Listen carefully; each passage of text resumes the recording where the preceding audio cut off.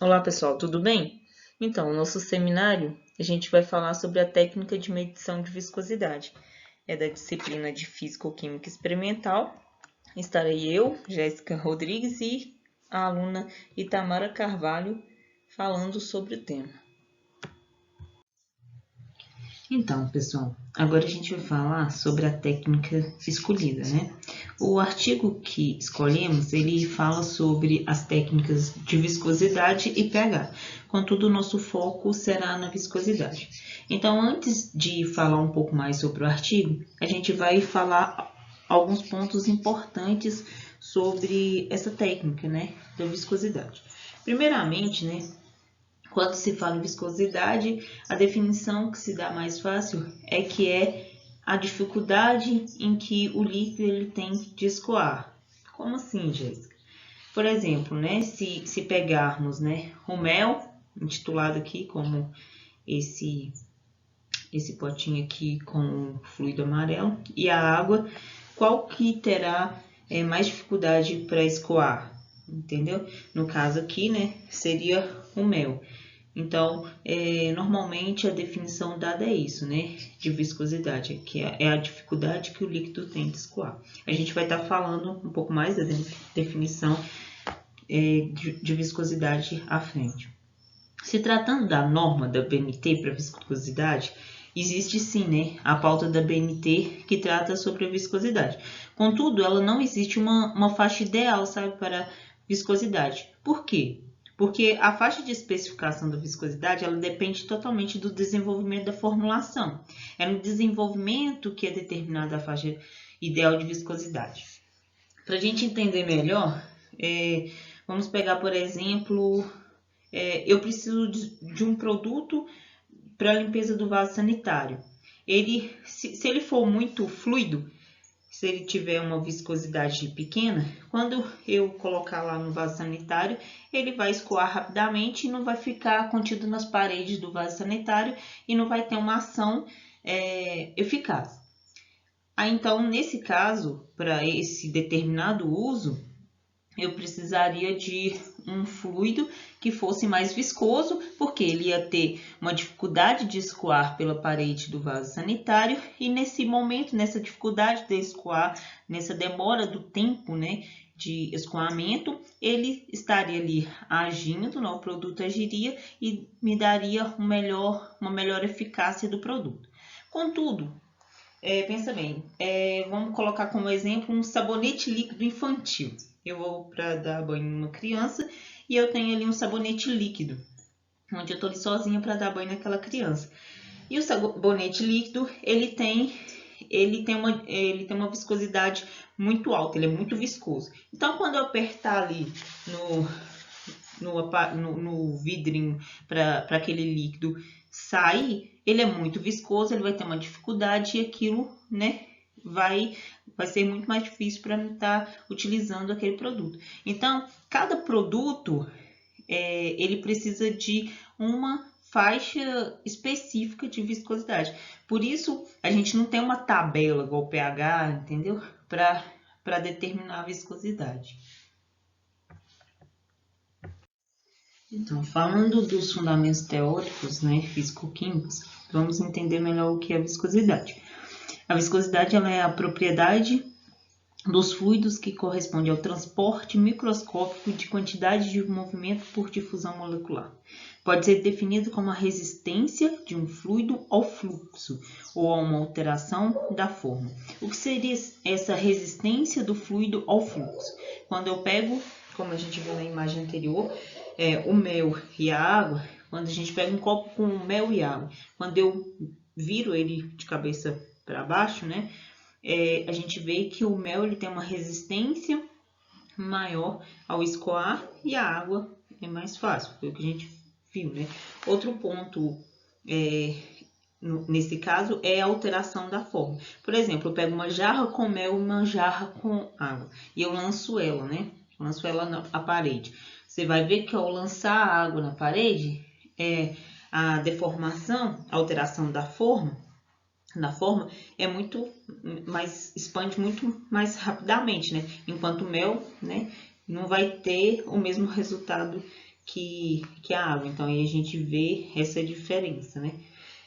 Sendo a medida da resistência de um fluido à deformação causada por um torque.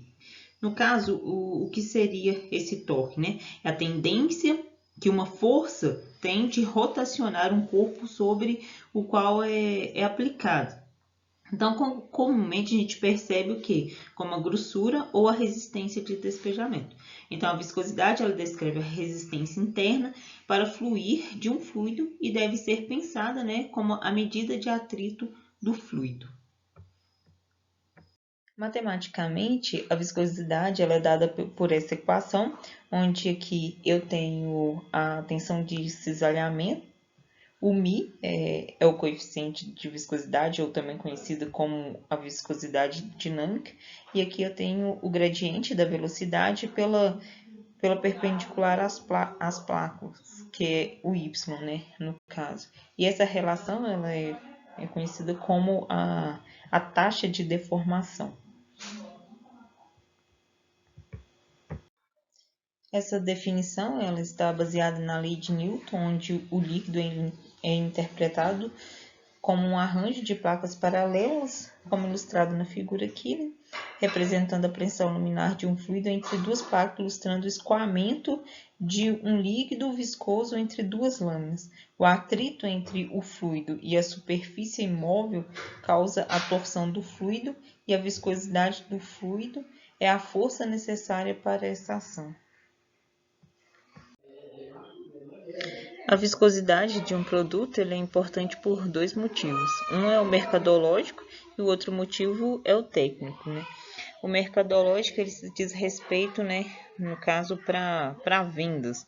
Por exemplo, quando eu tenho um shampoo menos viscoso com mais viscoso, que as pessoas ainda conseguem confundir, né, falando que esse aqui é mais denso, esse é menos denso.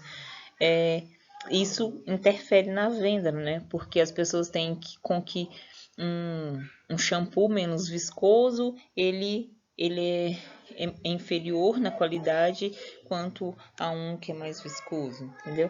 Então, são aspectos importantes nessa questão mercadológica.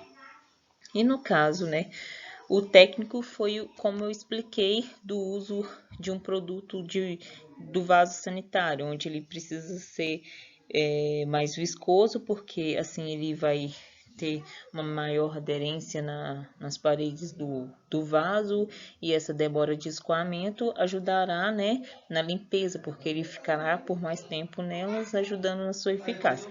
E se fosse um menos viscoso, perderia, no caso, né, essa eficácia.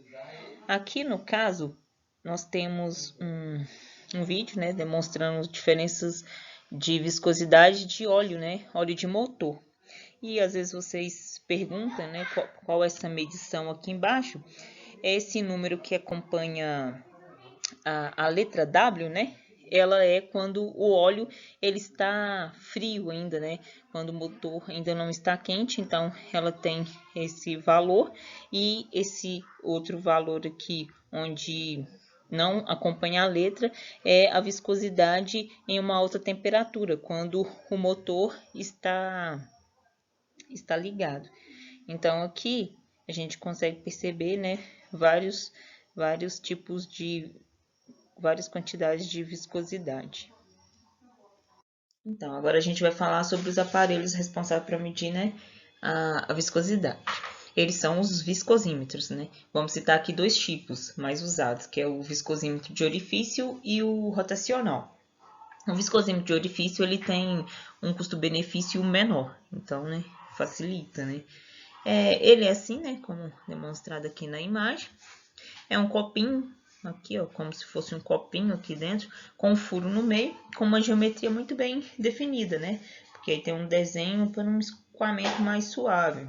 Por exemplo, um funil, né? Tem uma geometria definida porque facilita no escoamento.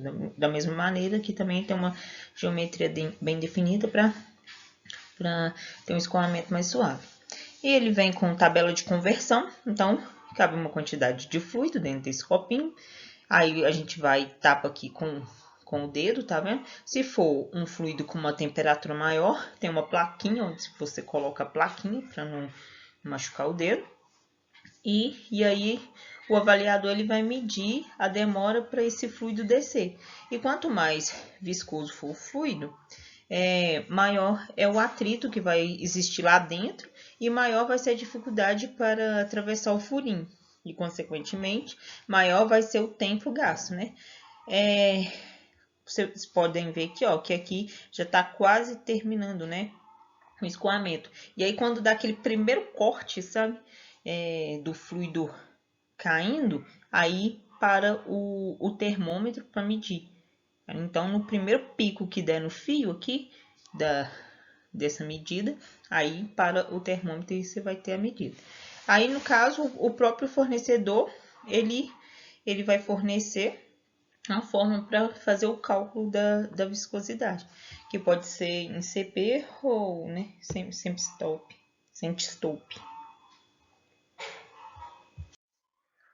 Então, antes de falar do próximo, né, viscosímetro, é interessante a gente saber o que é a tensão de cisalhamento.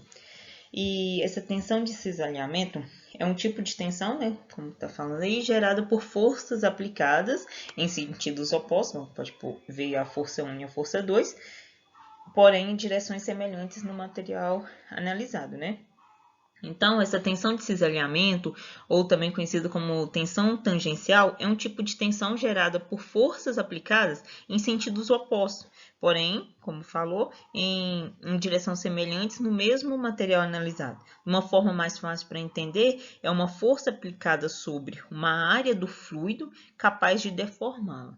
Então, a gente vai estar falando mais sobre essa tensão de cisalhamento, mas é só para vocês entenderem melhor o que é essa tensão de cisalhamento. Então, agora a gente vai falar sobre o viscosímetro rotacional. Esse modelo aqui ilustrado ele foi usado no nosso artigo de referência. Aqui do lado direito a gente tem os chamados spindles e tem vários modelos de spindle. Então, aqui a gente tem os discos, tem a haste, que é essa parte fina, e aí esse disco ele é colocado dentro do fluido com essas hastes finas e com os discos, tá vendo que tem vários modelos de disco. E esse disco ele é colocado para rodar, impondo uma frequência conhecida de rotação e sendo assim capaz de medir qual o torque necessário para ser aplicado nesse disco, para que rode nessa velocidade. Isso porque quando eu tenho um movimento dentro de um fluido, as primeiras parcelas do fluido que está em contato com o disco, ela adquire uma velocidade do disco. E as outras parcelas do fluido terão uma velocidade onde vai estar parado, sabe? Terá uma velocidade zero. Então, onde que é? É perto das paredes do becker, que fica mais longe das hastes, né? Dos discos. E por isso que eu falei que é importante a gente, no caso, é importante usar um becker com um tamanho proporcional, porque se ele for muito fino, essas parcelas vão influenciar, né? Então, tendo a rotação dentro do fluido, teremos essa dificuldade de girar o fluido, porque vamos ter gradientes de velocidades, né? Aí, cada parte do disco estará associado a uma tensão de cisalhamento, que foi o que a gente explicou, né, no slide passado, que são as forças aplicadas, né, no fluido. E isso estará associado a uma força, né?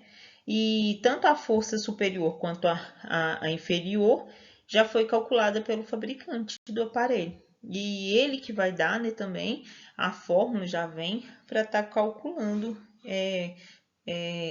essa força, essa medição. Então, falando agora de fluido newtoniano e fluidos não newtonianos, os fluidos newtonianos, eles possuem uma viscosidade constante, ou seja, né, eles seguem a lei de Newton e não sofrem alteração quando lhe é aplicada uma força. Já os fluidos não newtonianos são aqueles cuja viscosidade ela varia conforme o grau de deformação aplicado. Portanto, eles não possuem uma viscosidade bem definida. Aqui a gente consegue ver um fluido não newtoniano. Esse aqui ele é conhecido como dilatante. Você pode perceber que a menina correndo sobre ele aplica então ali uma tensão de cisalhamento, né? Uma força alta, e então ela não afunda. Já se ela tentasse caminhar, como essa força de cisalhamento seria baixa, ela no caso, né, afundaria. Aqui temos o gráfico, né, dos fluidos newtonianos e dos fluidos não newtonianos. Podemos ver aqui a relação da força de cisalhamento pela taxa de deformação. No fluido newtoniano é onde a taxa de deformação, a gente consegue ver que a taxa de deformação é proporcional à tensão de cisalhamento, tá vendo? E os dilatantes, né, que foi o do exemplo anterior, já não é assim, né? Há uma variação. E do mesmo modo, os pseudoplásticos, que são os que é comentado no artigo escolhido, onde a viscosidade ela vai diminuir conforme eu aumento a tensão de cisalhamento. Assim dá para a gente ter, né, então, uma relação de como funciona, né, esses fluidos. Bom, pessoal, dando continuidade ao que a Jéssica falou, agora a gente vai aprofundar, né, falando sobre o nosso artigo escolhido. E aí, né, o nosso artigo escolhido tem como título a caracterização físico-química de sabonetes líquidos em barra. Né, os autores é a Amanda Monteiro, a Vanessa Santos. O ano da publicação foi em julho de 2019, né, isso pelo Congresso Brasileiro de Engenharia Química e Iniciação Científica da cidade de Uberlândia, em Minas Gerais. Bom, pessoal, a ciência que estuda a viscosidade dos líquidos, ela também é chamada de reologia, e é a parte da fisicoquímica que investiga as propriedades e o comportamento mecânico de corpos que sofrem deformação, né, que são chamados sólidos elásticos, ou um escoamento, que é o caso dos fluidos, né, líquidos ou gases. Isso devido à ação de uma tensão de cisalhamento. O entendimento e o controle dessas propriedades reológicas é de fundamental importância na fabricação e no manuseio de uma grande quantidade de materiais, né, como, por exemplo, borrachas, plásticos, alimentos, tintas, óleos lubrificantes, cosméticos, produtos de higiene pessoal, que é o caso que a gente vai falar aqui. Então, ou seja, são produtos que são presentes no nosso cotidiano e fazem parte do nosso dia a dia. E em processos também, no caso como bombeamento de líquidos em tubulações e moldagem de plásticos. E aí, pessoal, o artigo que a gente trouxe, ele tem como objetivo aí caracterizar o sabonete líquido e o em barra. E aí o critério foi selecionar produtos com diferentes atributos ou apelos de marketing e cuja composição pudesse resultar em produtos com propriedades físico-químicas diferentes, como, por exemplo, com pHs diferentes. Assim, os sabonetes em barra adquiridos no mercado, eles foram divididos em diferentes grupos. O convencional com sebo, o convencional com base vegetal, com base sintética, os sabonetes glicerinados, que podem também pertencer a um dos 3 grupos mencionados anteriormente, o desodorante e o antimicrobiano. E para os sabonetes líquidos foram selecionados marcas disponíveis no mercado com diferentes atributos.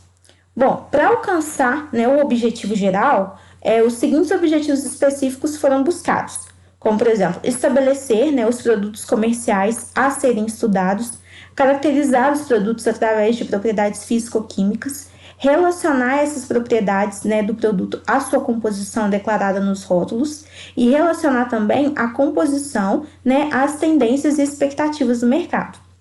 Para a realização do trabalho, né, como eu tinha falado anteriormente, foi selecionado sabonetes em barras e líquidos, considerando aí a sua alta penetração, né, no mercado brasileiro e também uma maior disponibilidade e um custo acessível, já que a gente encontra isso aí em todos os mercados, né, e é de fácil acesso para a população.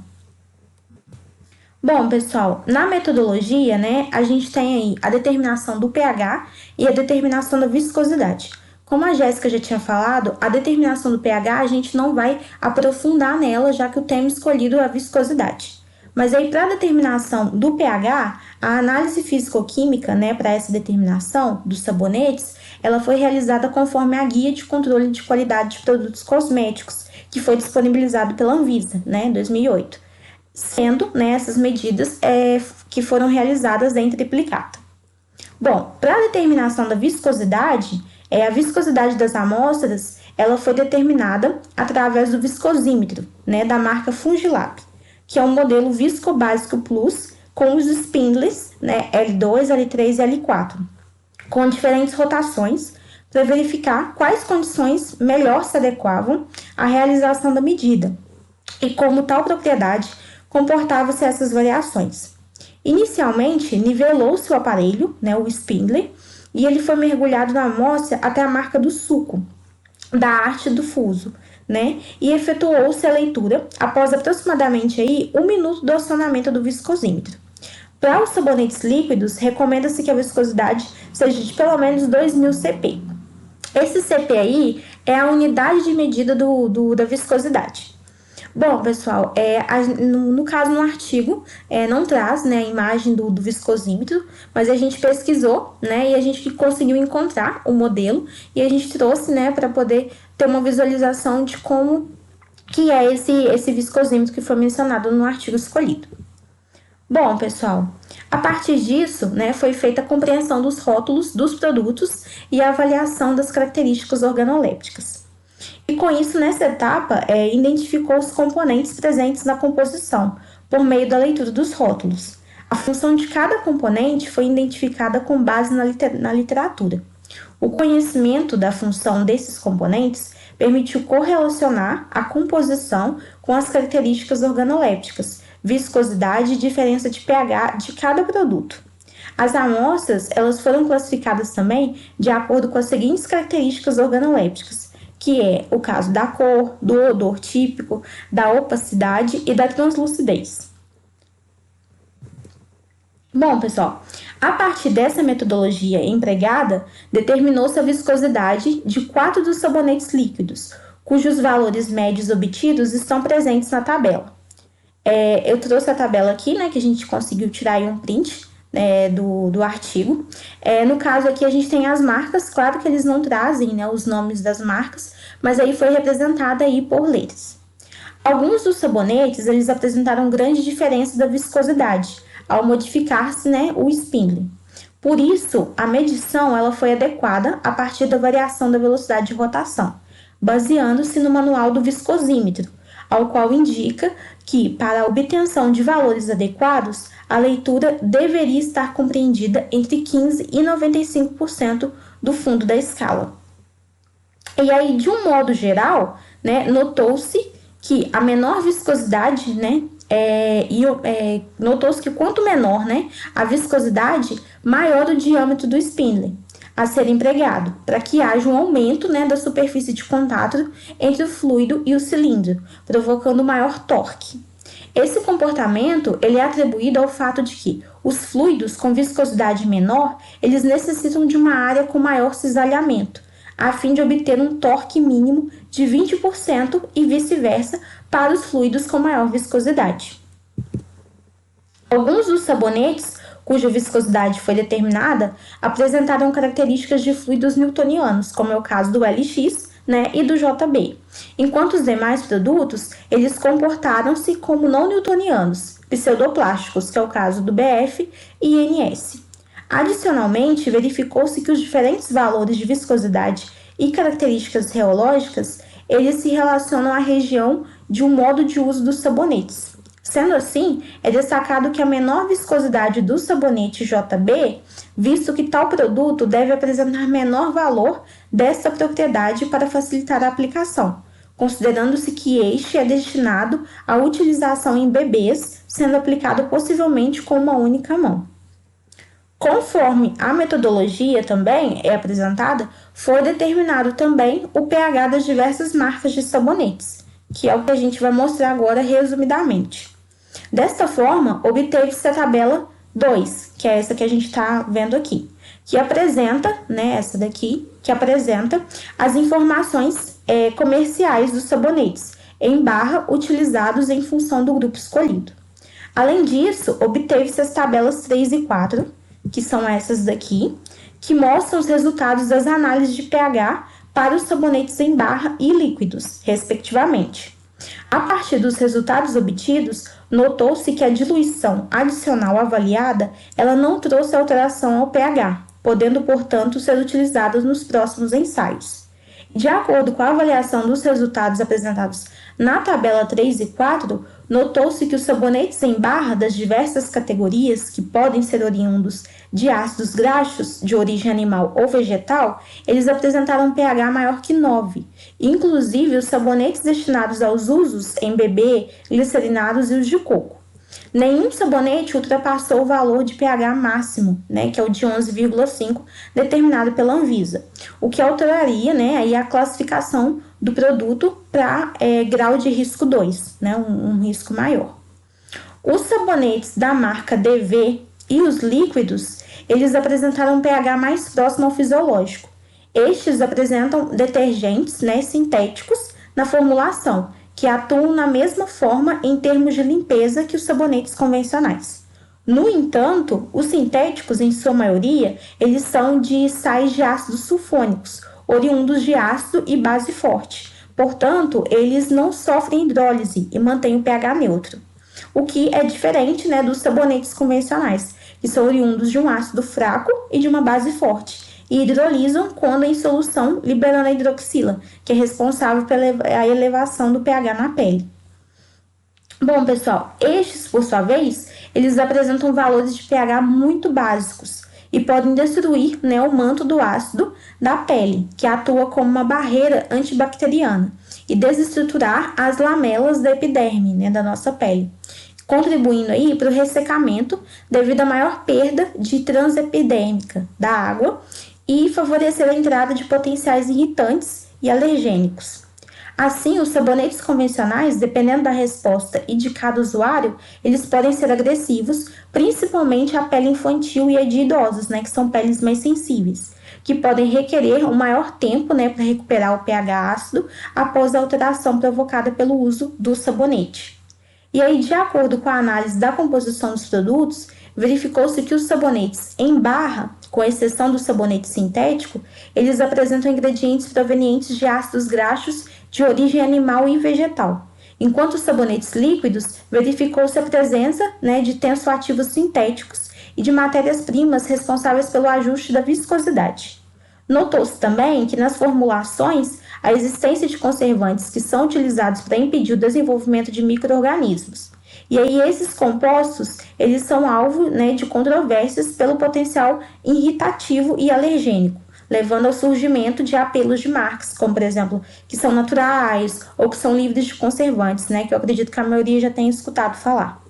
Com relação às propriedades organolépticas, observou-se que a cor, o odor e as características de opacidade e translucidez dos sabonetes, elas estão de acordo com os componentes declarados nos rótulos, conforme, né, o estudo das funções desses ingredientes.